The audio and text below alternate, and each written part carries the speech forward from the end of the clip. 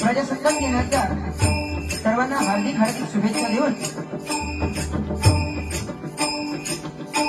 शहीद जवानांना त्रिवार वंदन करून माझ्या जन्मदात्या आई वडिलांच्या चरणी नतमस्तक होऊन इथे जमलेल्या माझ्या माय बापराची प्रेक्षकांच्या चरणी नतमस्तक होऊन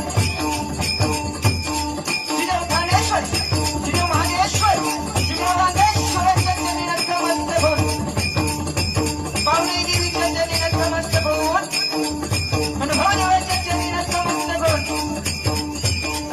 सरस्वती मातेला वंदन करून